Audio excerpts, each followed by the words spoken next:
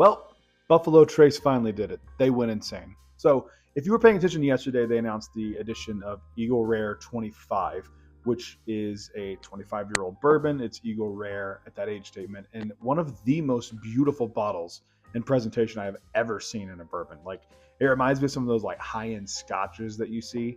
And it is really, really gorgeous. But here's the problem. Eagle Rare 25 is $10,000. And even saying that out loud seems insane. That is not the secondary market price. That is what they say this product should cost, is $10,000. Now, for some context, Double Eagle Very Rare is a 20-year bourbon, and the presentation is equally beautiful. Up until this bottle came out, I would have said personally, I think that is probably the most beautiful presentation and beautiful bottle in all of bourbon. I think it's absolutely stunningly beautiful. Here's the thing, that retails for $2,000. So those extra 5 years of aging are going to cost you $8,000 to have.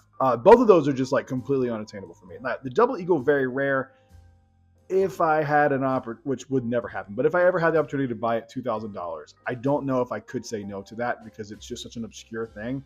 And like, there's not a ton of that available. And with the Eagle Rare 25, that's actually even more the case. There's only going to be 200 bottles of this. This is from their experimental warehouse P, where they age this, and that's where they kind of do a lot of their experimental stuff. And like, this is just something that like I'm even only doing this because it's like the hot topic in bourbon right now. Because like, of course you're not going to have this. I mean, unless you have this ungodly amounts of money, you're not going to find this. And I cannot imagine what this is going to go for on the secondary because there's only going to be 200 bottles of it. I actually haven't even seen reviews of it. I know some people, like some journalists, got to taste it the other day with Harlan Wheatley, which, by the way, why was I not invited to this? I'm the biggest Buffalo Trace fanboy. Look at the comments. You'll see. I should have been invited because I would like to try this, even though they don't care who I am. And you don't care either, and no one does. But I'm just curious, do you guys think this is like absolutely insane? Because I kind of think this is absolutely insane. Like, this is more movement of Buffalo Trace away from like affordable bourbon. And you know, when they doubled their capacity, we all thought like, okay, cool, like more Pappy's gonna be available, more Eagle Rare, more Weller, all that stuff's gonna be more readily available. But it seems like they're just like doubling down on this weird experimental stuff. Like a month ago, whatever it was, we saw them announce that like 5-pack of the 375s. You know, those like 5 little 375s that are $1,000 at retail.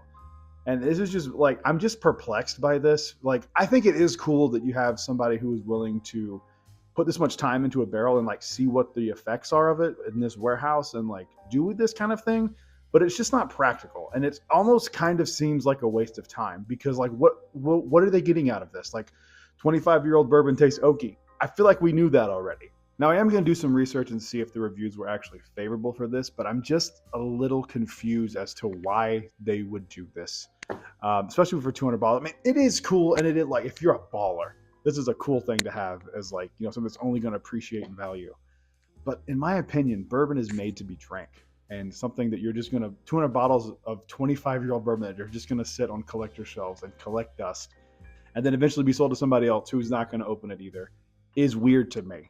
But, you know, what do I know? I'm just a schmuck on TikTok. So thank you guys for watching. I'll see you on the next one. Until then, cheers.